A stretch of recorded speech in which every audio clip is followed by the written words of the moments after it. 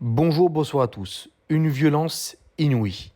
En fin d'après-midi, ce samedi 8 mars, un différend routier a éclaté aux alentours de 15h30 en Seine-Saint-Denis. Un homme et son fils se sont confrontés aux hommes occupant donc une Renault Clio qui était apparemment avec une fausse immatriculation à Tremblay en France, selon des informations obtenues par CNews. Les raisons de cette altercation routière n'étaient toujours pas connues ce dimanche. Reste qu'après ce premier accrochage, les occupants de la Renault Clio ont suivi le père et le fils jusqu'à leur domicile. Quelques heures plus tard, vers 18h40, un groupe de 8 à 10 hommes sont ensuite présentés au domicile du père et du fils pour les menacer à nouveau en indiquant que la situation allait bientôt chauffer.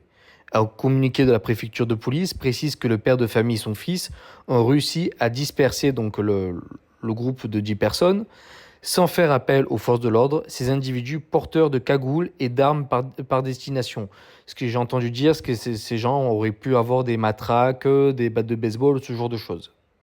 Mais vous imaginez, et ça c'est vrai que j'étais d'accord parce que j'écoutais les infos pendant qu'ils parlaient de cette affaire, je ne comprends pas pourquoi ce monsieur et ce jeune garçon ne sont pas allés à la police directement quand ils ont vu qu'ils se faisaient suivre, parce que je suppose que quand même ils ont vu qu'ils se faisaient suivre, et de deux, pourquoi ils n'ont pas appelé la police quand les hommes étaient devant chez eux en les menaçant. Donc voilà, je trouve ça quand même assez bizarre.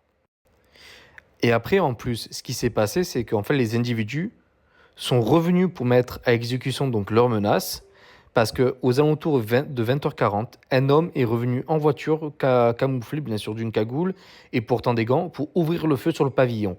Et en plus, c'est au total de 23 impacts de balles qui ont été repérés, de calibre 7,62, ont été retrouvés donc sur place, ainsi que 15 étuis par des policiers donc dépêchés sur place.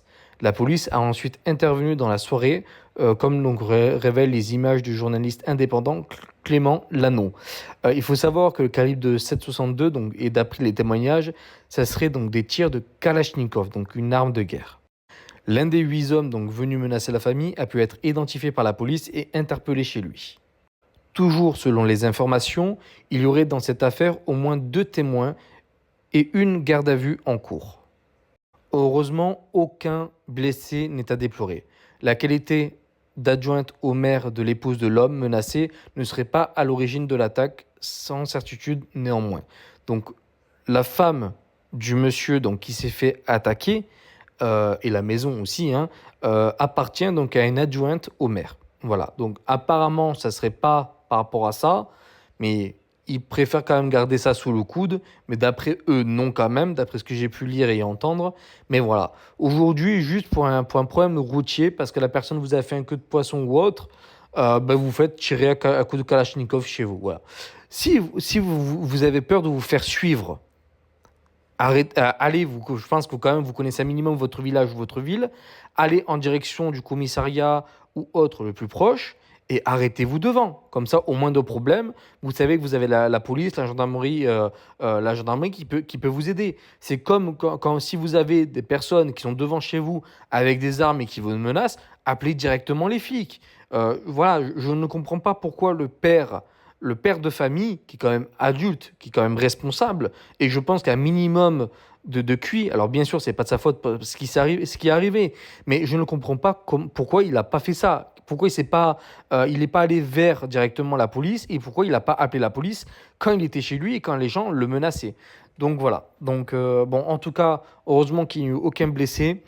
Et j'espère que ces personnes pourront être retrouvées et emprisonnées. N'hésitez pas à commenter, liker, partager, à vous abonner. Je vous remercie et à bientôt.